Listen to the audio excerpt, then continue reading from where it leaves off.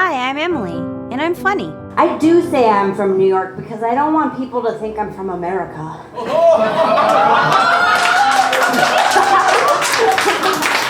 This week I want to talk to you about comedy in China. Mark? We can come back over here. Okay, so, Now you may be surprised to learn that there is, in fact, stand-up comedy in China. But some of you are kind of surprised to learn that we're doing anything but authoritarianly eating rice.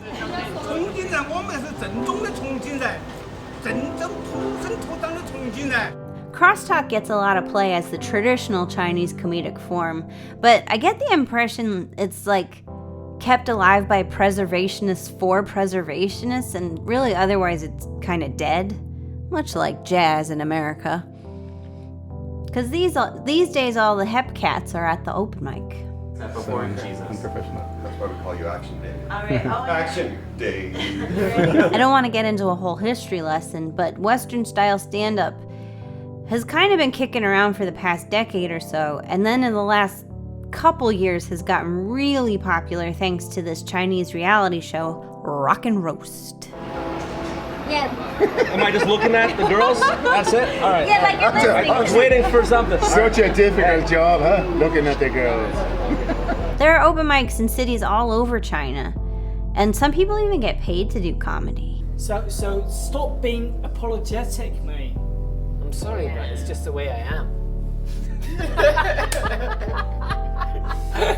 You just accept that you're a loser. I don't think anyone is surviving solely as a professional comedian in China, but if I'm wrong, let me know in the comments.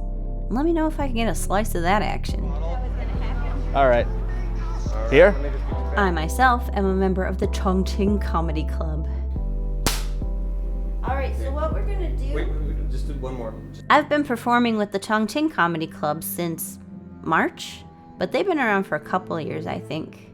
We've got a roster of like a dozen or so comedians, and we're very funny. Hey, Ova! We have two really cool regular venues in Dungeon Bar and the Nuts Club, but we're always trying out new places to see where we can sneak that comedy in. She sells seashell by the seashore.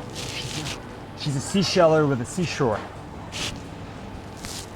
I feel like the sea. We recently threw a comedy show in a soccer bar, and boy, did they not appreciate it.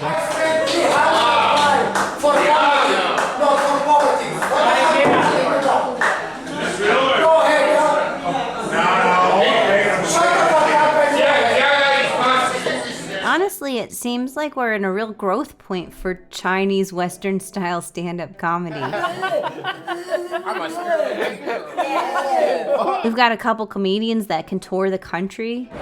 Jim Gaffigan's fucked up. Okay, when I say action, don't wait. Everybody say a line to Owen. Okay.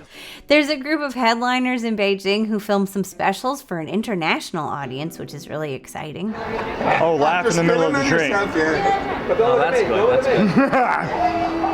good. He does what he does. He does it well. And as we speak, there's a clip going viral around the internet of a young Chinese woman who was on Australia's Got Talent. Rumor has it she's from Chongqing, so we're excited about that.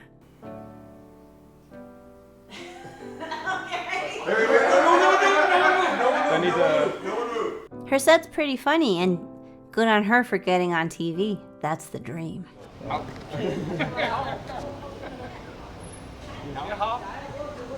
But something's really annoyed me about the reception of it. Both people who are positive and negative about it. The positive people have been really patronizing, actually. Like, oh, she's Asian and a woman and she's funny? Let's start. Yeah, everybody here's got a camera. Whoa. I know like 4 funny Chinese women who I perform with regularly. Yes. And then, you know, trolls are gonna troll. Okay, that looks good for her. It's an elephant, right? It's an elephant. Bing. An elephant. Okay, so Bing, you're looking this way. That's the joyful experience of being a woman on the internet these days. I'm like, oh yeah, man, just need to feel the vibes, just need to be vibing, man, shut the fuck. But it's being framed in the Western press as like, Chinese nationals get very upset at one of their own. Wow, everyone on the Chinese internet is angry.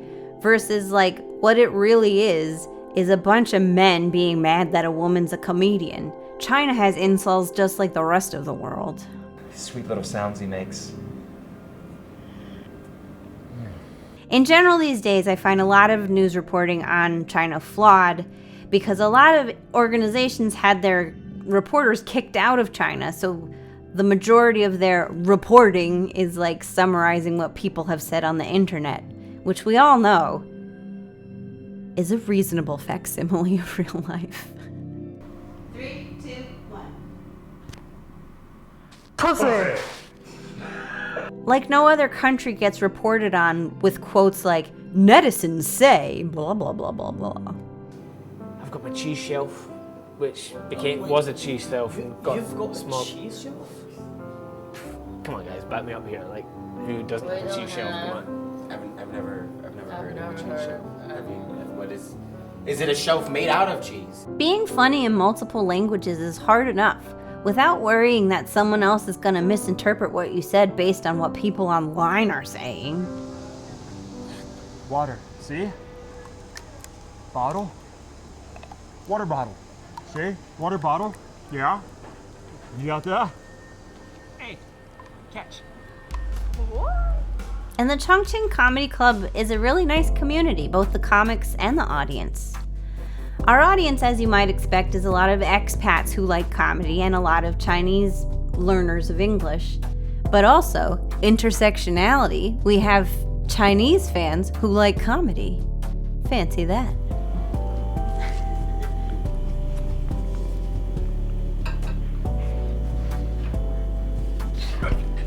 So Peter. Some of my Chinese comedian friends say they like doing the English open mic because no one really cares what you say in English. We can get away with a lot more. Try it again with not me talking. I'm getting a semi here. Try it one more time. We still don't want to draw any unwanted attention, so we do tend to self-censor, just like everyone operating in China. Yeah, you were a little too high as you waited to put that down. Okay, come down If you're here. gonna- Yeah, if you're gonna come in like that with a stagger, come in crouched. We just can't talk about how hydroelectric dams. Side eye. Like you and your bug. But sometimes the tough part is actually telling jokes that an international audience can understand. I got hairy nostrils. It's been a lot of trial and error to find out which references are truly universal. Whenever you're ready. All right. So don't look at the camera. Look at me. All right. I once had to explain who Joe Rogan was to a Scotsman. Rest in peace, Mr. Joe Rogan. And it's not just Chongqing. There are clubs all over China that have performers from all over the world, which I think is really cool. Maybe it's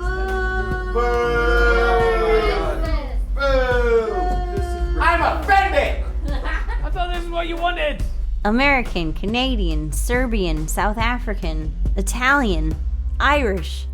The one thing that unites us all is we couldn't get on stage back home. Except for our Chinese friends who are home. Hey, pretty girl. Hey, you. Yeah. Does that mean they're better than us? That's what this channel is always asking. Are the Chinese better than us? And roll your eyes. All right. So that's coming back. That's a good one. And roll your eyes. What do you? You can disagree with me on this, but I don't actually think comedy changes the world on a large scale. But person to person, I think it has a big effect. Yeah, just say your line. It's become a common refrain among open mic first timers that, well, I saw you guys do it, and I thought I could do that. For my comedy, I try to stay away from kind of the obvious expatty stuff, Like, ooh, squatty potties, ooh, chopsticks. Just because, I don't know, it's not that funny to me. Although it is a guaranteed laugh from the audience because they love to see foreigners go there. Than comedians. You're like putting salsa down. You're just an English teacher. I'm a comedian. Okay. For the foreigners anyway, that's what most of the first-timers do because it is kind of the most obvious material.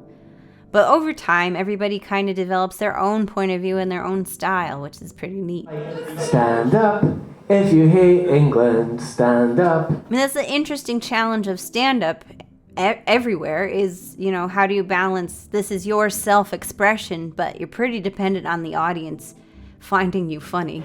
What's yellow and dangerous? Me. Shark infested custard. Oh yeah, I heard that. You must have told me that. Shark infested custard. Yeah. What's yellow and dangerous? Why not shark infested mustard? Could be. Something that's actually really impressed me about the Chongqing Comedy Club is that it's only half white men instead of mostly white men. I think that diversity is really important, not just for paperwork initiatives, but we all have like our own different viewpoint on life. Chinese or foreign, men and women, gay and straight. We've all got the jokes, and it's really, I want more jokes from everybody, so that's really cool.